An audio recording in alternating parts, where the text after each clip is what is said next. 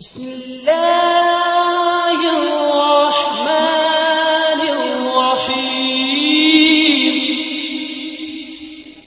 بسم اللہ الرحمن الرحیم۔ حضرت یعقوب علیہ السلام کے 12 بیٹے تھے اور حضرت یوسف علیہ السلام سب سے چھوٹے تھے۔ بہت خوبصورت تھے، باپ ان کو بہت چاہتے تھے۔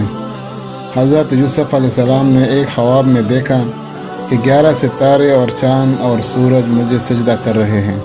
انہوں نے یہ خواب اپنے باپ کو بتایا۔ باپ نے حضرت یوسف علیہ السلام کو منع کر دیا کہ یہ خواب اپنے ستیلے بھائیوں کو نہ بتائیں۔ حضرت یوسف علیہ السلام کے ستیلے بھائیوں نے مل کر مشورہ کیا کہ ہمارے ابا جان یوسف علیہ السلام کو بہت چاہتے ہیں اور ہم ان کو اتنا نہیں چاہتے، اس لیے یوسف علیہ السلام کو جان سے مار دیا جائے۔ لیکن ان میں سے ایک نے کہا کہ جان سے مت مارو، بلکہ یوسف کو ایسے کنویں میں پھینک دو جس میں پانی نہ ہو۔ سب نے مل کر یہ بات طے کر لی۔ یہ سب بھائی اپنے باپ کے پاس آئے اور کہا کہ آپ یوسف علیہ السلام کو ہمارے ساتھ کھیلنے کے لیے بھیج دیں۔ ان کے بعد حضرت یعقوب علیہ السلام نے کہا کہ مجھے ڈر ہے کہ کہیں تم کیل میں لگ جاؤ اور کوئی بھیڑیا جنگل میں اس کو کھا جائے۔ بھائیوں نے کہا کہ ہم ایک طاقتور جماعت ہیں، ایسا کیسے ہو سکتے ہیں؟ آخر بعد میں حضرت یوسف علیہ السلام کو بھائیوں کے ساتھ بھیج دیا۔ بھائیوں نے ان کو ساتھ لے کر ایک اندھیرے کنویں میں پھینک دیا اور رات کو روتے ہوئے گھر واپس آئے اور کہا کہ ابا جان ہم آپس میں دوڑ لگا رہے تھے اور یوسف ہمارے سامان کے پاس بیٹھا تھا کہ ایک بھیڑیا آیا اور اس کو کھا گیا۔ ثبوت کے لیے کرتا خون لگا کر باپ کو دکھایا۔ بوڑھے باپ کیا کرتے، صبر کیا، خاموش ہو گئے، لیکن بیٹی کی جدائی میں روتے رہے۔ جس کنویں میں حضرت یوسف علیہ السلام کو پھینکا تھا، اس کے قریب ہی ایک قافلہ آیا اور انہوں نے پانی نکالنے کے لیے ڈول کنویں میں ڈالا۔ دیکھا کہ ایک خوبصورت لڑکا کنویں میں ہے، ان کو باہر نکال لیا، اور جب قافلہ مصر پہنچا تو وہاں پر مصر کے بادشاہ نے ان قافلے والوں کو تھوڑی قیمت دے کر خرید لیا اور اپنی بیوی زلیخا سے کہا کہ اس کو پالو، ہو سکتا ہے کہ ہم ان کو اپنا بیٹا بنا لیں۔ حضرت یوسف علیہ السلام جوان ہو گئے، ان کی خوبصورتی، وجاہت اور عقل مندی اور بڑھ گئی۔ زلیخا عزیز مصر کی بیوی ان پر فریضہ ہو گئی اور ان کو ان کے نفس کی جانب سے پھسلانے لگی۔ ایک روز اس نے کمرے کے سارے دروازے بند کر دیے۔ حضرت یوسف علیہ السلام نے یہ حالت دیکھی تو خدا سے پناہ مانگی اور دروازے کی طرف بھاگے۔ زلیخا نے پیچھے سے آپ کی قمیض پکڑ لی، جس سے قمیض پھٹ گئی۔ اس وقت عزیز مصر یعنی زلیخا کا شوہر بھی دروازے پر آ گیا۔ زلیخا نے الزام حضرت یوسف علیہ السلام پر لگایا اور اپنے خاوند سے کہا کہ یہ شخص تیری بیوی کی بے آبروئی کرنا چاہتا تھا، جس کی سزا اس کو ملنی چاہیے۔ حضرت یوسف علیہ السلام نے کہا میں بے گناہ ہوں، بلکہ یہ عورت مجھ کو پھسلانے کی کوشش کر رہی تھی، مگر خدا نے مجھ کو اس سے بچا لیا۔ آخر یہ معاملہ قاضی کے پاس پیش ہوا۔ قاضی نے حضرت یوسف علیہ السلام سے صفائی کے لیے گواہ طلب کیے۔ حضرت یوسف علیہ السلام نے عزیز مصر کے خاندان کے ایک معصوم اور ننھے بچے کی طرف اشارہ کیا کہ یہ اس وقت موجود تھا، یہ سچی گواہی دے گا۔ ننھے بچے نے کہا کہ اگر قمیض آگے سے پٹی ہوئی ہے تو یوسف مجرم ہے، اور اگر قمیض پیچھے سے پٹی ہوئی ہے تو یوسف سچے ہے اور زلیخا جھوٹی ہے۔ جب حضرت یوسف کا کرتا دیکھا گیا تو وہ پیچھے سے پٹا تھا۔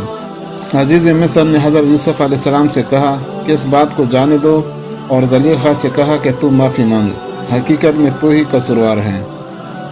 اس واقعہ کی خبر سارے مصر میں پھیل گئی اور عورتیں آپس میں باتیں کرنے لگی کہ زلیخا اپنے غلام کو چاہتی ہے۔ جب زلیخا کو اس کا علم ہوا تو اسے اپنی بدنامی کا خیال آیا۔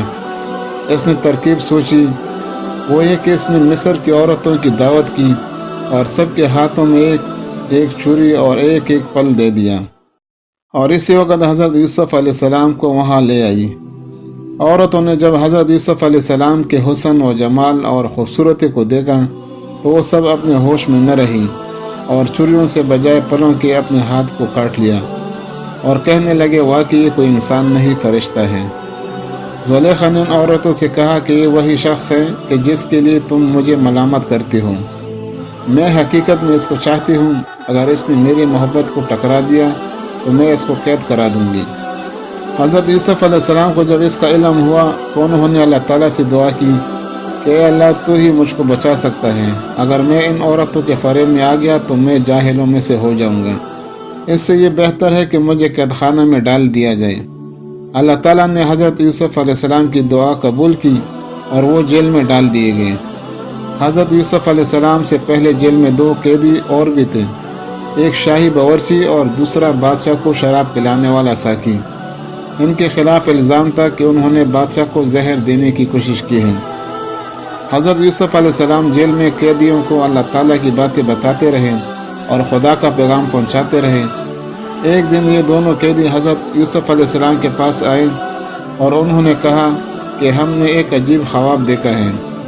ساقی نے کہا کہ میں نے دیکھا ہے کہ بادشاہ کو انگور کی شراب پلا رہا ہوں۔ باورچی نے کہا کہ میں نے دیکھا ہے کہ میرے سر پر روٹیاں ہیں اور پرندے ان کو نوچ نوچ کر کھا رہے ہیں۔ یہ خواب بیان کرنے کے بعد انہوں نے حضرت یوسف علیہ السلام سے اس کی تعبیر پوچھی۔ حضرت یوسف علیہ السلام نے بتایا کہ ساقی تو جیل سے چھوٹ جائے گا اور پھر بادشاہ کی ملازمت میں جا کر اس کو شراب پلائے گا اور باورچی کو سولی پر چڑھا دیا جائے گا اور اس کی لاش کو جانور کھائیں گے۔ چنانچہ ایسا ہی ہوا، اللہ تعالیٰ نے ساقی کو رہا کرا دیا اور باورچی کو سولی ہو گئی۔ حضرت یوسف علیہ السلام ان کے بعد بھی سالوں جیل میں رہے، لیکن کسی کو ان کی رہائی کا خیال نہ آیا۔ اتفاقاً ایک مرتبہ مصر کے بادشاہ نے خواب میں دیکھا کہ 7 دبلی گائے 7 موٹی گایوں کو کھا رہی ہیں اور 7 ہری اور 7 سوکھی ہوئی بالیں دیکھی۔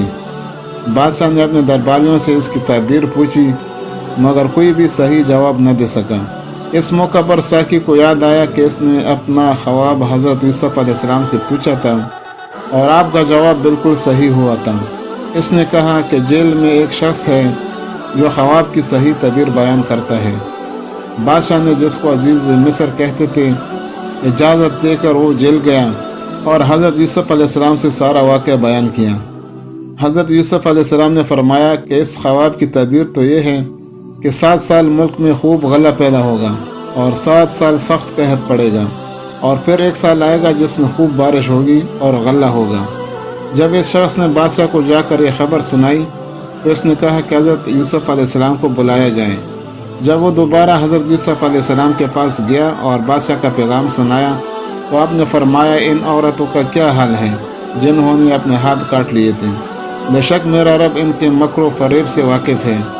بادشاہ نے ان عورتوں کو بلا کر پوچھا تو انہوں نے کہا کہ ہم نے حضرت یوسف علیہ السلام میں کوئی برائی نہیں دیکھی۔ یہ دیکھ کر زلیخا بھی بولی کہ اب جب کہ حق ظاہر ہو گیا ہے، سچ بات یہ ہے کہ میں نے ہی حضرت یوسف علیہ السلام کو ورغلایا تھا اور وہ بالکل سچا ہے۔ اگر آپ کو میری ویڈیو پسند آئی ہو تو اسے لائک اور شیئر ضرور کیجیے۔ اللہ حافظ۔